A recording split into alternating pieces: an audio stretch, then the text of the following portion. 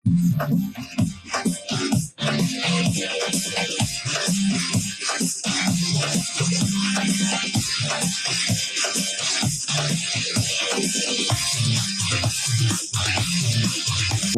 Cricket ரசிகர்களே, welcome back to Tamil cricket trolls with you Vel present. வெச்சிருக்கோம் Rahman de Villiers, Praveen speaks and kick Karthi on board. ஆனா இப்படி ஒரு ஸ்குவாடை வச்சுக்கிட்டு இப்படி டோர்னமெண்ட்லயே ஆளா வெளியே போவாங்க, ஆளா இல்ல ரெண்டாவது ஆளா வெளியே போவாங்க நான் எதிர்பார்க்கவே இல்லை. எல்லா எக்ஸ்பர்ட்ஸும் சொன்ன ஒரே டீம் எம்ஐ, அதுவே கேஸ் ஆயிருச்சு.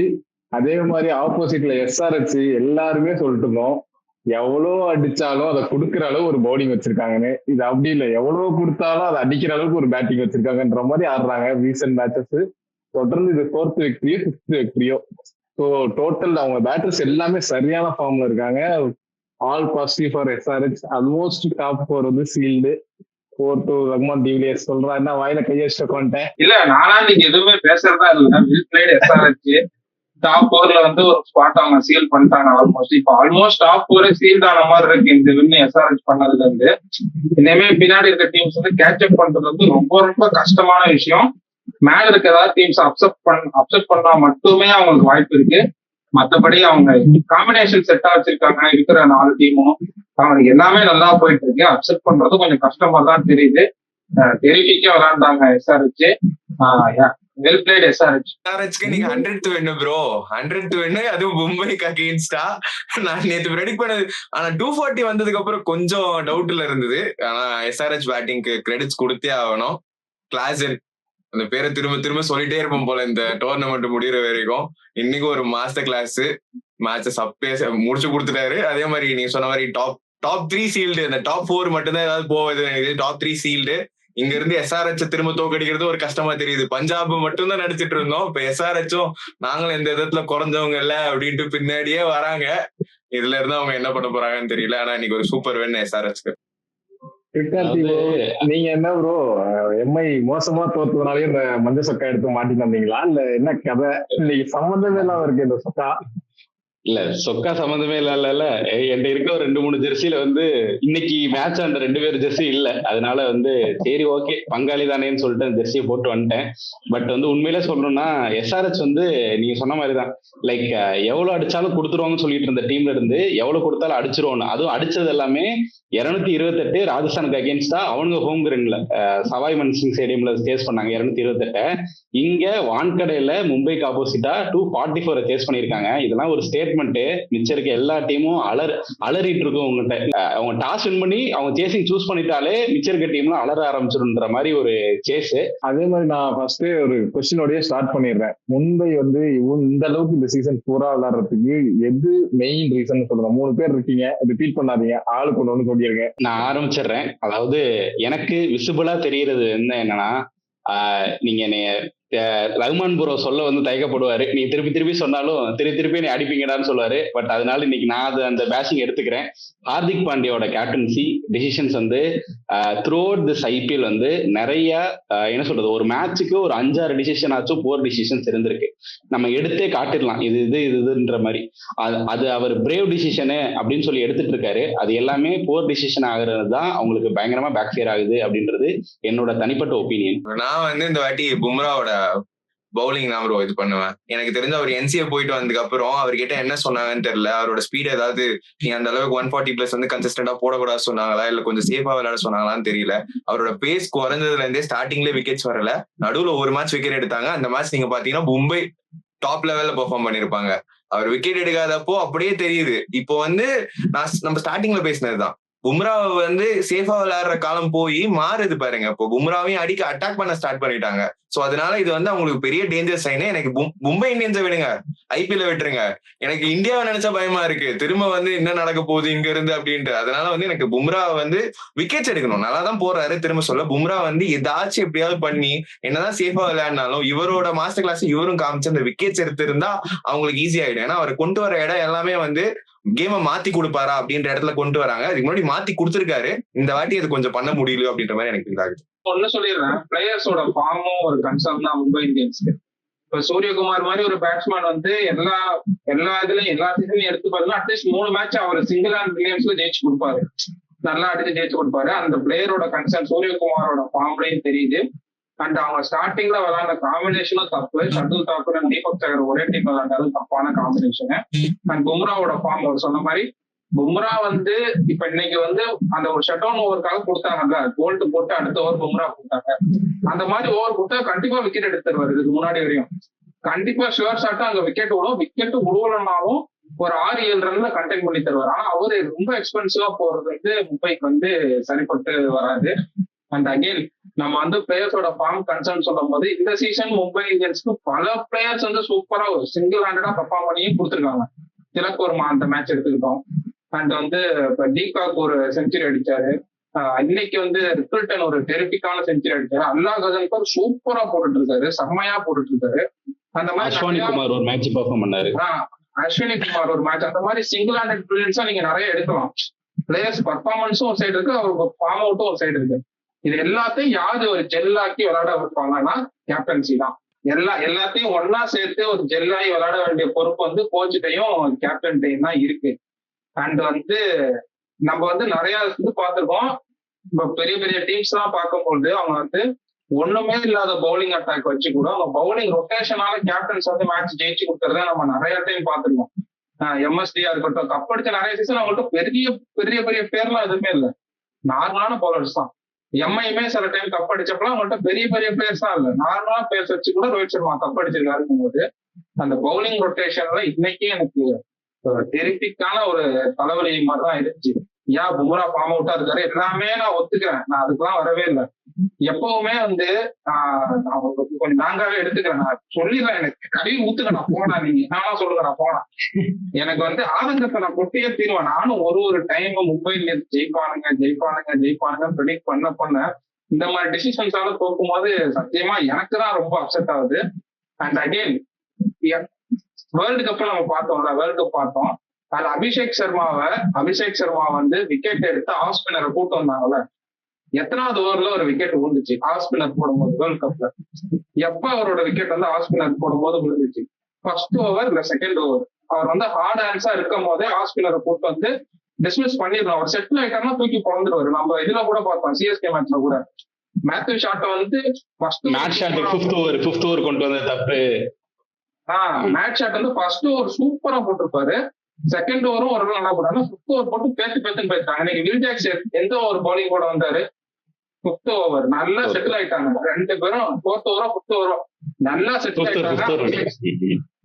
அபிஷேக் சர்மா நல்லா செட்டில் ஆயிட்டாங்க, டிராவிஸ் ஹெட் நல்லா செட்டில் ஆயிட்டாங்க. அழகா கொண்டு வந்து வில் ஜாக்ஸ், அப்போ வந்து வில் ஜாக்ஸ்ட கொடுத்தது ஃபர்ஸ்ட். 9th ஓவர் அல்லா கசாம்பர் டெரிபிக்கா போட்ட 2 விக்கெட். ஹர்திக் பாண்டியா அதுக்கப்புறம் டெரிபிக் சரியான 6 பீக்ல இருந்துச்சு, 6 போட்டு ஒரு விக்கெட்டு. அதுவும் யாரோட விக்கெட்? டிராவிஸ் ஹெட் விக்கெட்ல நினைக்கிறேன், எடுத்தாச்சு முடிச்சாச்சு. அதுக்கப்புறம் அல்லா கசாம்பர் போட்டது நான் தப்பே சொல்ல மாட்டேன், நல்ல டிசிஷன்லாம். ப்ரெஷர் பில்ட் ஆயிருக்கு, அல்லா கசாம்பர் பால் கொடுக்கணும். அதுக்கப்புறம் திருப்பி 6 தானே வந்திருக்கணும், 6 நியாயப்படி அதானப்பா உண்மை. நான் கேட்கல, தப்பு இருக்காங்க, நல்லா போட்டுருக்கீங்க, விக்கெட் எடுத்துருக்கீங்க, திருப்பி போ அஸ்வினி குமார் போ, ப்ரெஷர் ரிலீஸ் பண்ண, இதான் அவங்க கொடுத்த ஜாப், போய் ப்ரெஷர் ரிலீஸ் பண்ணுங்கிற மாதிரி அங்க ஒரு ஓவர். கிளாசன் இவ்வளவு தூரம் செட்டில் ஆயிட்டு இருக்கப்ப 16வது ஓவர் எவனாவது ஸ்பின் பவுலிங் கொடுப்பானா? பேசிக் யாராவது கொடுப்பாங்களா ஸ்பின் பவுலரு? அதுக்கு முந்தின ஓவரே அல்லா கசாம்பர் ஷார்ட்டா தான் போட்டார் நிறைய பால், அவர் கையில இருந்து பால் வலுக்குது, நல்லா தெரியுது அது கிளியரா. அப்படிங்கும் போது 16வது ஓவர் கிளாசன் நிற்கும் போது யாராவது கொடுப்பாங்க? வந்தோடனே கமெண்ட்ல அபிநவ் சொன்னாரு, கிளாசன் இந்த ஓவர் தூக்கி எங்கெங்கயோ சாத்த போறாருன்னு வந்தோடனே சொன்னாரு. அதேதான் நடந்துச்சு, தூக்கி வச்சு வெதிப்பிட்டாங்க. நான் கடைசியா நீங்க ஒரு கொஸ்டின் கேட்டேன், அதுக்கு நான் திருப்பி கொஸ்டின் கேட்டேன், எதுக்குடா பக்கெட்ல தண்ணி சொல்லுங்கடா, எதுக்குடா பக்கெட்ல தண்ணி, எதுக்குடா சர்வ் ஆகும் இந்த மேட்ச்ல? யாருக்காவது ஆன்சர் தெரிஞ்சா சொல்லுங்க. இம்பாக்ட் பிளேயர், நோ இம்பாக்ட், கையை சுத்த கூட விடாம ஒரு இம்பாக்ட் பிளேயர். கிளாசன் அகைன்ஸ்டா சர்துல் தாக்கூருக்கு நல்ல மேட்ச் அப் வேற இருக்கு. 5 மேட்ச்ல வந்து 3 டைம் அவுட் எடுத்திருக்காருன்னு நினைக்கிறேன். 5 இன்னிங்ஸ்ல 3 டைம் சர்துல் தாக்கூர் எடுத்திருக்காரு கிளாசன் போது. ஒய் வாட்டர் இந்த பக்கெட்? ஆன்சர் இதுக்கு நீ ஆன்சர் பண்றாரு.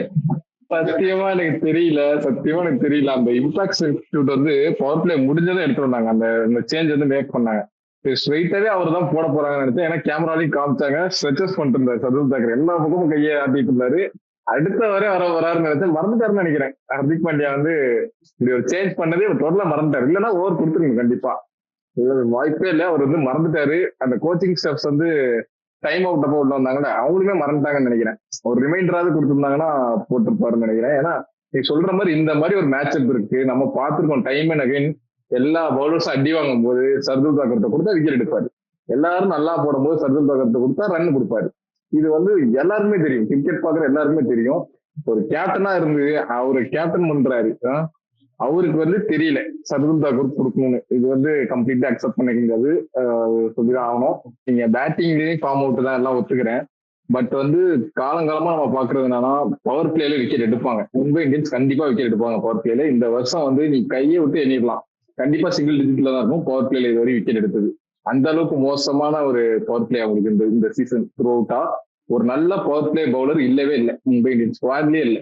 அது ஒரு பெரிய கன்சர்ன். ஏன்னா எவ்வளவு சீக்கிரம் விக்கெட் எடுக்கிறீங்களோ பவர் பிளேல, அப்பதான் நீங்க வந்து ஆப்போனண்ட்டை ரெஸ்ட்ரிக்ட் பண்ண முடியும். அதுவே டோட்டலா அவுட்ன்றப்ப நீங்க எவ்வளவு அடிச்சாலும் கொடுத்துருவீங்க. அதுதான் இன்னைக்கு நடந்தது. ட்ரெண்ட் போல்ட் வந்து completely out of form power பிளேல. எண்ட் ஓவர்ஸ்ல இந்த வருஷமே நான் 2 மேட்ச் நோட் பண்ணேன். எண்ட் ஓவர்ஸ்ல ட்ரெண்ட் போல்ட் சூப்பரா போடுறாரு. அந்த பவர் பிளேல போடுறதுக்கு ஆள் இல்லாம தான் மும்பை தவிக்கிறாங்க. இப்போ நீ சொல்ற மாதிரி இன்டர்நேஷனல்ல இந்தியாவுக்கு ஓபன் பண்ற பும்ராக்கு இன்னைக்கு 2 ஓவர் கொடுத்தாரு பவர் பிளேல. பட் என்னன்னா அடிதான். ஸோ அதுதான் ஒரு பெரிய கன்சர்ன் என்ன பொறுத்த வரையும். ப்ரோ ஆனா நீங்க அந்த கேட்ச் அப்பீல் பண்ணாம விட்டாங்க. அது எனக்கு என்ன கதைன்னு தெரியல. அதுதான் மேட்ச் ஒரு டேர்னிங் பாயிண்ட். நீங்க சொல்ற மாதிரி பவர் பிளேல இன்னைக்கு போல்ட் ஒரு விக்கெட் எடுத்திருப்பாரு, அது யாருமே அப்பீல் பண்ணலையே. கீப்பர் எனக்கு புரியல. போன வருஷம் இஷான் கிஷன் என்னன்னா அம்பையர் கவர்மெண்ட் இருக்கப்போ அவருக்கே ஒரு சத்தம் கேட்டுட்டு போறாரு. இந்த வாட்டி இவருக்கு வந்து சத்தம் நம்மளுக்கு கேட்டுச்சு ப்ரோ, லைட்டாவாச்சு கேட்டுச்சு. இங்க எது நம்ம பாக்குறப்போ ஃபுல் சைலண்ட். கீப்பர் எனக்கு என்ன பண்ணிட்டு இருந்தானே புரியல. கீப்பர் தான் அங்க ஃபர்ஸ்ட் பர்சனா இருந்திருக்கணும். அவர் புடிச்சு தூக்கி ஸ்லிப்புக்கு பால் தராரு. எனக்கு என்ன நடந்துச்சுன்னு புரியல அந்த இடத்துல. அதுதான் இன்னைக்கு ஒரு பெரிய டர்னிங் பாயிண்டா இருந்திருக்கும். ஹெட் மட்டும் அப்ப டிஸ்மிஸ் பண்ணிருந்தாங்கன்னா அவ்வளவு ஒரு நல்ல நாக்கும் போயிருக்காது. அபிஷேக் சர்மா நல்லா ஆடினாரு. ஆனா நீங்க ஹெட்டுக்கு வந்து ஒரு கம்பேக் இன்னிங்ஸா இருந்தது. இதுக்கு முன்னாடி அடிச்சப்பெல்லாம் வந்து ரொம்ப கிளீன் ஸ்ட்ரைக்கிங்லாம் இல்ல, அடிச்சாரு அப்படி இப்படி போயிட்டு இருந்துச்சு. இன்னைக்கு ஒரு கட்டத்துக்கு மேலாம் பார்த்து பொலன்னு பொழக்க ஆரம்பிச்சிட்டாரு. அதுவும் பும்ரா ஒரு 6 தூக்கி எங்கேயோ அடிச்சாரு, ஸ்ட்ரெயிட்ல நினைக்கிறேன். எவ்வளவு ஹைட்ல தூக்கி வெளில அடிச்சாரு. அந்த அளவுக்கு அவங்க செட்டில் ஆக விட்டாங்க.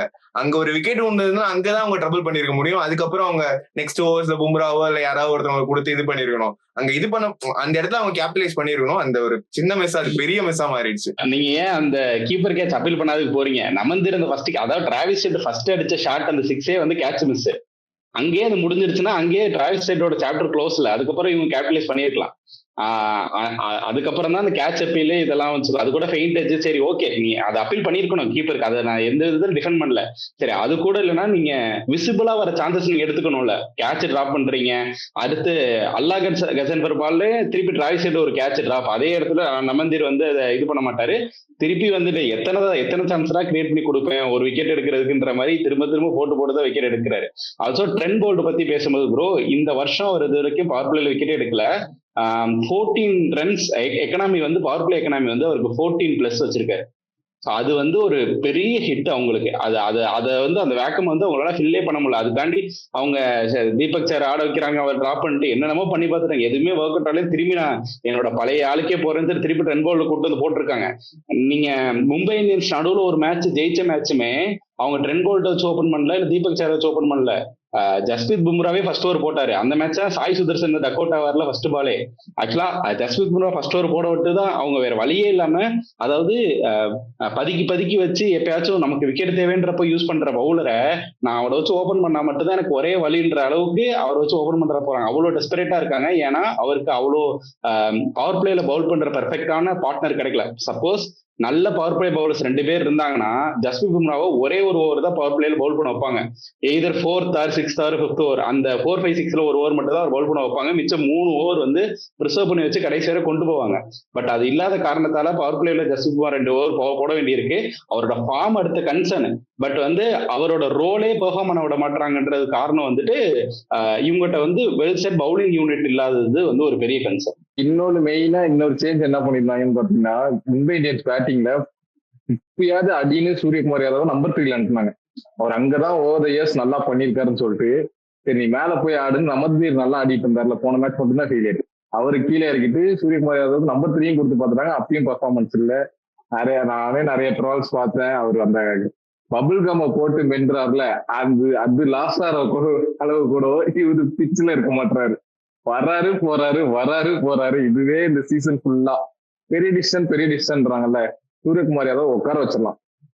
ஆனஸ்டா சொல்றேன், பேட்ல படல, சுத்தமா படல. அவர் வந்தாலே பாலே சிக்ஸ் அடிச்சுட்டு இருந்தாரு லாஸ்ட் சீசன் அதுக்கு நல்லா பார்த்தா. இந்த சீசன் வந்து படலன்றப்ப நீங்க உள்ள போகணும், டீம் ஓவராலா நல்லா பண்ணணும்னா உட்கார வச்சுட்டு வேற திலக் வர்மா நல்லா பெர்ஃபார்ம் பண்ணிருக்காரு. அவரோட பொசிஷன் இன்னும் கீழே போயிட்டே இருக்கு. இவருக்கு சான்ஸ் கொடுக்குறேன்ட்டு நல்லா ஆடிட்டு இருந்தவனா இன்னும் கீழே அனுப்பிட்டு இருக்காங்க. ஸோ சூரியகுமார் தான் உட்கார வச்சிடலாம். நீ பவுலிங் பத்தி சொல்லிட்டு இருந்தல, இன்னைக்கு வந்து நீ சாகிப் ஹுசைன் சொல்லிட்ட, பேட் கமிங்ஸும் ஒரு மேஜர் ரோல் பிளே பண்ணாரு. அந்த 17th ஓவர்னு நினைக்கிறேன், ஒரே ஒரு பவுண்டரி தான் கன்சிட் பண்ணாருன்னு நினைக்கிறேன். இல்ல பவுண்டரியே இல்ல, ஃபுல்லா சிங்கிள்ஸ் தான். அந்த அளவுக்கு கூட லாஸ்ட் மேட்சுமே வந்து ரியான் பராக் விக்கெட், பேட் கமிங்ஸ் உள்ள வந்தது கிளியரா விசிபிளா தெரியுது. சேஸ் வந்து எந்த அளவுக்கு அந்த ஒரு பிரேக்கே இல்லாம போகுது. போன மேட்சும் பிரேக்கே இல்லாம சேஸ் பண்ணி முடிச்சாங்க. இந்த மேட்சும் விக்கெட்ஸே விழுந்தாலுமே பிரேக்கே இல்லை. அந்த அக்ரெசிவ் இன்டென்ட் அது போயிட்டே இருக்கு. அந்த பெப்டாக்கு அதெல்லாம் கொடுத்து அனுப்புவாருன்னு நினைக்கிறேன். ஒரு பால் கூட டாட்டே ஆடாதீங்க, சுத்திட்டே இருங்க, பின்னாடிலாம் ஆள் நிறைய இருக்குன்னு சொல்லி அனுப்புவாரு போல. செமையா டிஃபரன்ஸ் தெரியுது பேட்டிங்ல. அதே மாதிரி ஈஷன் மதிங்க, நான் இன்னைக்கு பாத்துட்டு இருக்கிறது, எனக்கு அங்க யார் எப்படி போட்டாலும் தொடர்ந்து அந்த ஒரு 2 மேட்ச் அடி வாங்கினான்னு நினைக்கிறேன் இன்ஜுரியில இருந்து அந்த வந்துட்டு. அதுக்கப்புறம் தனியா டெத்லயா இருக்கட்டும், ஃபர்ஸ்ட் டெத்ன்னு இருந்தாங்க, இப்ப எங்க கொடுத்தாலுமே அவர் ரொம்ப எக்கனாமிக்கலா இருக்காரு. இன்னைக்கு கூட எவ்வளவு 4 ஓவர் 29 ரன்ஸ் ஒரு விக்கெட் நினைக்கிறேன். 29 for 1 போடுறப்ப எனக்கு லைக் எக்ஸெப்ஷனல் டேலண்டா இருக்காரு. ஸ்ரீலங்கால இருந்து வந்து எனக்கு தெரிஞ்சு போன வருஷத்துல இருந்தே அவங்க கண்டுபிடிச்சிட்டாங்க. போன வருஷம் செகண்ட் ஹாஃப்ல எடுத்தாங்க, அப்பவே கண்டுபிடிச்சாங்க. ஃபர்ஸ்ட் ஒரு 2 மேட்ச் அடி வாங்கினோடனே நானே கொஞ்சம் ஒரு மாதிரி இருந்துச்சு, என்னடா அவங்க பவுலிங் லைன் இப்படி இருக்குன்ட்டு. இவர் தனியா டிஃபரன்ஸா இருக்கு. ஐ மீன் பேட் கமின்ஸ் தனியா போட்டாரு, அது வேற விஷயம். பட் ஈஷன் மலிங்கா ரொம்ப சூப்பராகவே போடுறாரு. அந்த ரஹ்மான் ப்ரோ வந்து சிஎஸ்கே மேட்ச் முடிஞ்சோடனே ஈஷன் மலிங்கா பத்தி சொல்லியிருந்தீங்க. அதாவது என்னன்னா, பாலு கொஞ்சம் ரிவர்ஸ் ஆயிட்டா போதும், சின்ராசை கையிலேயே பிடிக்க முடியாத மாதிரி. அந்த மாதிரி வேற இன்னைக்கெல்லாம் வந்துட்டு அந்த சூரியகுமார் யாதவோட அந்த பவுன்சரு 140+ பவுன்சரு, அதுலதான் அவர் அவுட் ஆனாரு. லைக் அதை இது பண்ண முடியாம சரியான பவுலிங். நீங்க சொல்ற மாதிரி மேட்ச் தாண்டி நீ யாரு அந்த பவுலிங் லைனப்ல எனக்கு 2 இம்பார்ட்டன்ட் பவுலர்ஸா தெரியறது வந்துட்டு சிவம் குமாருக்கு வந்து என்னாச்சுன்னு தெரியல. இன்னைக்கு மேட்ச் அவர் ஆடல. லைக் அவரு மேட்சுக்காண்டி அவரை இது பண்ணாங்களா இல்ல என்னன்னு தெரியல. பட் வந்து அந்த பவுலிங் லைனப்ல எனக்கு 2 இம்பார்ட்டன்டா தெரியுது. ஒன்னு ஈஷன் மலிங்கா, இன்னொன்னு வந்து நிதிஷ்குமார் ரெட்டி ப்ரோ. நீங்க வந்து இன்னைக்கு மேட்ச்லயுமே இவங்க போயிட்டு இருந்த ரேட்டுக்கு, I mean Will Jackson, Ryan Rickelton வந்து யார் போட்டாலும் அடிச்சிட்டு இருந்தாங்க. ஸ்பின்னர்ஸை கொண்டு வந்து அடிச்சாங்க, யார் போட்டாலும் அடிச்சாங்கன்றப்போ அந்த அவரு வந்து அந்த லென்த் போட்டு நிதிஷ்குமார் ரெட்டி வந்து வில் ஜாக்சன் வந்து ஒரு நிக் எடுத்தாரு. அது அந்த மாதிரி எல்லா மேட்சுமே இந்த இம்பார்ட்டன்ட் விக்கெட்ஸ், முக்கியமான விக்கெட்ஸ் வந்து ஒரு பிரேக் த்ரூ வரணும்னா அவரை கொண்டு வந்து அவர் வந்து the most improved bowler of IPL சொல்றேன். லைக் இந்த ஐபிஎல் 2026ல லைக் இதுக்கு முன்னாடி அவர் பெருசா பவுலிங் யூஸ் பண்ணி நான் பார்க்கல. நம்மள முன்னாடி வந்தப்போ வந்துட்டு நெக்ஸ்ட் ஹார்திக் பாண்டியா அதுன்னு சொல்லிட்டு இருந்தாங்க. ஏன்னா அவர் ஸ்ட்ரைட்டாவே வந்து ஒயிட் பால் கிரிக்கெட்லாம் ஆடிட்டு இருந்தாரு, ரெட் பால் கிரிக்கெட்லாம் ஆடிட்டு இருந்தாரு. அப்பயே வந்துட்டு அவர் நெக்ஸ்ட் ஹார்திக் பாண்டியா அப்படிலாம் சொல்லிட்டு இருந்தாங்க. ஆனா அவரோட பவுலிங் வந்து அவ்வளவு எஃபெக்டிவா நமக்கு தெரிஞ்சது கிடையாது. இப்போ அவரோட பேஸும் 140 போறாரு ப்ரோ. அதே இல்லாம லென்ஸும் பயங்கரமா இம்ப்ரூவ் பண்ணியிருக்காரு. ஒரு பயங்கரமான அசெட்டா இருக்காரு. அந்த டீமுக்கு வந்து ஒரு முக்கியமான பவுலரா இருக்காரு அப்படின்னு தெரியுது எனக்கு. பேட்ஸ்மேன் இன்னைக்கு வந்து ஹென்ரிக் கிளாசன் தான். சும்மா அவங்களோட மெயின் பவுலர்ஸை டேக் ஆன் பண்ணாரு. நீ அல்லாத வச்சு எனக்கு ப்ரெஷர் போடுறேன், நான் அவனை அடிச்சிடறேன், அடுத்து நீ அவனை கொண்டு வா, சரி பும்ரா கொண்டு வரியா, நான் அவனே அடிச்சிடறேன், அடுத்து அவனை கொண்டு வா அப்படிங்கிற மாதிரி அந்த மூட்ல தான் ஆடிட்டு இருந்தாரு. எங்கேயுமே அவர் நிறுத்துற மாதிரி தெரியல. அதுவும் பும்ரா வந்து கவர்ஸ்ல தூக்கி அடிச்சாருல, அதெல்லாம் ஒரு ஷாட். அதே மாதிரி அல்லா கதம்பரையும் ஒரு ஷாட் அடிச்சாருன்னு நினைக்கிறேன். சும்மா அந்த கிளாஸ் சூப்பரா பாத்துட்டே இருக்கலாம் போல இருந்துச்சு ப்ரோ. அதெல்லாம் இத்தனை மேட்சா நான் இவர் இருக்கிற அந்த டீம்ல இருக்காரு. ஏன்னா அனிகித் வர்மா வந்து லாஸ்ட் இயர் எப்படி ப்ரூவ் பண்ணாரு நம்ம எல்லாருக்கும் தெரியும். அவரு மாதிரி ஒரு பிளேயரை வச்சுக்கிட்டு அவரை கீழே வச்சுட்டு சலீல் அரோராக்கு அவ்வளவு ஆப்பர்ச்சுனிட்டி கொடுக்குறாங்க. விக்கெட் கீப்பர் பேட்டரா ஆடுறாரு, இசான் கிசான் விக்கெட் கிளவுஸ் எடுக்க மாட்டாரு. அப்படி என்ன ப்ரூவ் பண்ணிட்டாரு? நானும் சில டொமஸ்டிக் வீடியோஸ் எல்லாம் பார்த்தேன், சூப்பரா அடிச்சாரு. ஆனா இந்த சீசன்ல நிறையவே சான்ஸ் கிடைச்சது, பட் அதுல பாதி கூட பார்க்க முடியல என்னால. அதுல இருந்து கான்பிடன்ஸ் பாதி கூட பார்க்க முடியல. பட் இன்னைக்கு வந்து டெரிட்டிக்கான ஷாட், இந்த ஒரு ஷாட் நோலுக் ஷாட் எடுத்தாருல பும்ரா ஓவர்ல, அதுக்காகவே இந்த சீசன் த்ரூஅவுட்டா வந்து ஆட விட்டுருவாங்கன்னு நினைக்கிறேன். நடுவுல வந்து அந்த 7 பால்ல 3 விக்கெட் விழுந்த உடனே நான் இது ஐபோன் டைப் பண்ணிட்டு இருந்தேன். 13th over master class by Hardik Pandya உள்ள வந்தாரு, மாத்திட்டாரு அப்படின்ட்டு இந்த 3 பால் பார்த்தேன். அடுத்த ஒரு 3 வைடு போச்சு. அதுக்கப்புறம் என்னடா ஆச்சுன்ட்டு மேட்ச்ல அங்க 13வது ஓவர்ல கண்ட்ரோல் வந்து மும்பை கிட்ட இருந்தது ப்ரோ. அவங்க என்னதான் அந்த ஃபர்ஸ்ட் ஹாஃப் விட்டு இருந்தாலும் அந்த 10 ஓவர் இருந்தாலும் நடுவுல புடிச்சிட்டாங்க. புடிச்ச உடனே இத பழைய மும்பையே இல்ல ப்ரோ. நம்ம என்ன சொன்னாலும் மும்பை மாதிரியே தெரியல. மும்பை எப்படின்னா ஒரு சின்ன ஒரு ஹோல் கிடைச்சா கூட அதுல உள்ள பூந்து அதுல இருந்து ஒரு வழி கிரியேட் பண்ணி போறவங்க அவங்க. இந்த வாட்டி அப்படிலாம் தெரியல. அவங்களால கேபிட்டலைஸ் பண்ணவே முடியல. அவங்க நடுவுல 2-3 பிரேக் பாயிண்ட்ஸ் கிடைச்சாலுமே அங்க வந்து ஃபெயில் ஆயிட்டாங்க. அவங்க வந்து சரி ப்ரோ இல்ல இது எங்க அண்ணன் இல்ல ப்ரோ, இது எங்க அண்ணன் இல்ல, இது எங்க அண்ணன் இல்லைன்ற மாதிரி இது மும்பை இல்ல அப்படின்ட்டு இருக்காரு ப்ரோ. எதுக்கு ரொம்ப நமக்கு ரொம்ப போயிடலாம், அவ்வளவுதான். ப்ரிடிக்ஷன் போயிருவோம். நாம இன்னைக்கு வந்து ஒருத்தர் அப்படியே பெருமையா சொல்லிட்டு இருந்தான் நம்ம பிராட்காஸ்ட் சேனல்ல.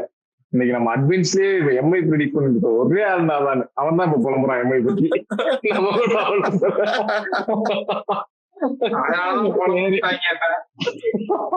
அவன் எல்லாருக்கும் ஒரு பாயிண்ட். இந்த டோர்னமெண்ட் ஸ்டார்ட் ஆனதுல இருந்து அவன் ரஹ்மான் டிவிலியர்ஸ் தான் ப்ரிடிக்ஷன்ல லீட்ல இருந்தான்.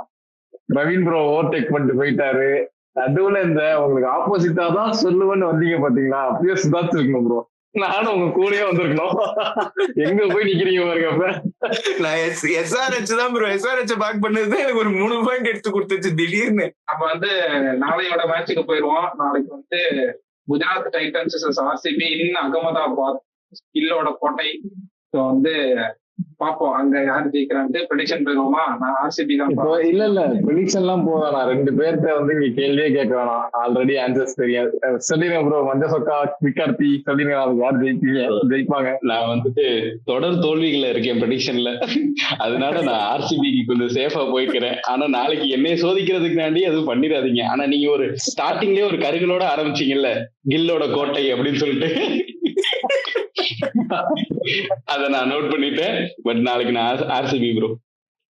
ஓகே, 3 பேர் RCB, நான் GT தான். நான் வந்து முன்னாடியே ப்ரீ பிளான்டு தான். இது வந்து நீங்க சொன்னீங்கன்றதுக்காக இல்ல. நாளைக்கு அகமதாபாத்ல விளையாடுறாங்க, அதனால நான் வந்து GT தான் சொல்றேன். GT தான் பேக் பண்றேன். பார்க்கலாம். டீம் வந்து கம்ப்ளீட்லி சமஸ்லாங்க RCB. பட் நான் அகமதாபாத்ல விளையாடுறாங்கன்றதுனால GT சொல்றேன். எனக்கு அந்த எக்ஸ்ட்ரா பாயிண்ட் வேணும் அப்படின்றதுக்காக. Okay, with that note, we come to one conclusion for today's video. நாளைக்கு வீடியோல பார்ப்போம். Until then, bye from well present Rahman Divides, Praveen Dhawan, Vikarthi. Yeah, bye bye. Mumbai. பாய் பாய் மும்பையா? மும்பை இதை போட மாட்டீங்க, கட் பண்ணிடுவீங்க. இதை நான் முன்னாடி சொல்லியிருந்தா போட்டு விட்டுருப்பீங்க. கீழே வந்து கமெண்ட்